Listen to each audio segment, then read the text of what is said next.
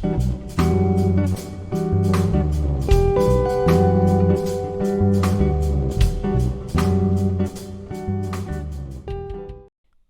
to the Game is the Game podcast, an Unfoldable production. I go by the name Jermainebiz, and this is episode 6. We're going to call this one Choosing Poverty. First, before we get into this, let's go back to episode 5. It's called Your Time is Limited. So if you feel that you've been procrastinating, wasting time, go check that one out. But before we get into that, this episode, we're going to do something different, go through a bit of the news this week. So this week we had interest rates rising to 1.75% by the Bank of England.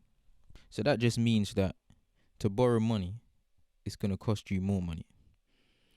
So the interest that you're paying back to the bank will now be higher than it was a week ago. So even if you're on a variable rate at the moment, you'll probably see your monthly costs rise as well. But it is what it is, so we just have to make more money, compensate.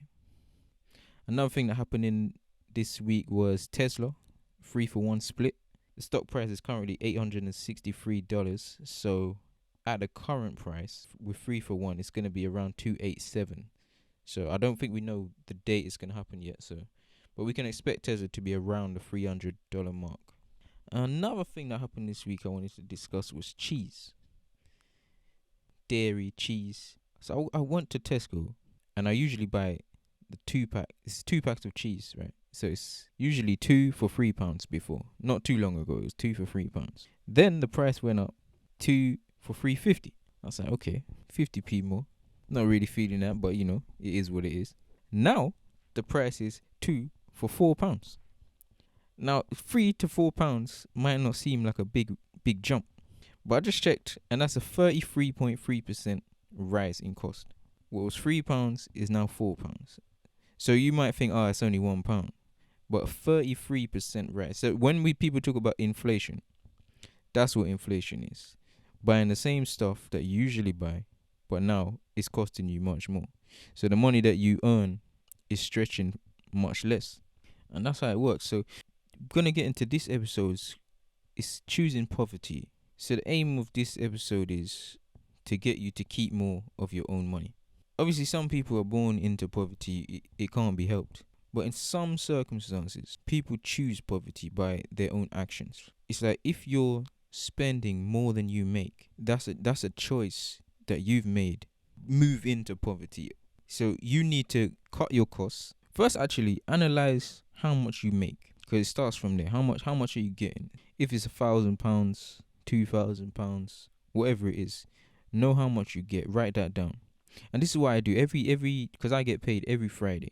So on the notes on my iPhone, I get my pay slip every Wednesday. So soon as I know exactly how much I'll get paid, I go into the notes on my phone and I just put this week. So I don't know, let's just call it week 10. Let's say it's £500, right? And then in my mind, I know, okay, this week I need to pay off, let's say I need to get one of my kids something. That's £50. Let's say I want to invest 20%. That's £100. Let's say I hold some back for bills. Say that's £200. What's that now? £350. So now I know there's £150 left.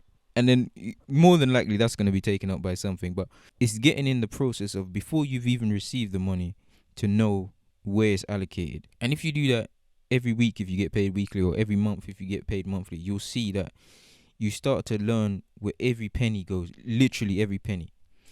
And then like it's even if I get paid, let's say it was £504.83, I'm going to even allocate that 83 pence. Like, even if it's something as, like, usually if I got spare change, I'm throwing that on Coinbase. So in that example, the 83 pence would have went to Coinbase, as well as anything else that I could have added to it. So yeah, I think if you just get into that habit of knowing how much you get, allocating that amount, writing it down, because you always got to write things. I believe you should always write things down, because it just helps you. If you keep too much things, there's too many things going on in the world for you to have everything in your mind. So you got to keep some stuff written down. It's easy to read, easy to follow. And then even you can even go back historically, because I've got so far, I think I've got about 40 weeks of doing this. So from week 40 today all the way back to week 1, I can see every week how much I got and where that money went. I think it's just a good habit to get into. Choosing poverty. So if you're spending more than you're getting, like in that example that I gave, if every week the money I'm getting is going out before it's even come in, then I know I'm in a bad spot. So the goal is to figure out how you can reduce your costs. Go over your bills. Find out every bill that you got, doesn't even matter if it's £1. Put them in order and figure out if you can switch any service providers. Like if you can switch your phone, maybe even if it's £12, you can switch it down to a £10 contract. Okay, you save £2, but over the year that's 24. That 24 gets allocated somewhere else. And again, say you do that with your TV. You do that with your, maybe you've got 2 subscription services, but you only really watch one. Get rid of one. Stuff like that, and just cut costs. Because inflation is on the rise, and it's only gonna get worse because the energy bills are going up again in October, and wages are not increasing at the same rate. House prices are going up. Everything's going up except wages, except income. The discrepancy between the two is pushing more and more people into poverty. Now, you don't want to be in that category, because this whole movement, I guess, that I'm trying to create is about building wealth. It's about equipping yourself with the knowledge, the information to make moves and to not live how the majority of people are living. So yeah, that brings me on to Maslow. So I don't know if you've heard about him, but it's called Maslow's hierarchy of needs. So if you picture, I guess it's like a triangle pyramid of some sort, but it's got five levels, and the basis is that you need to move from level 1 to level 5.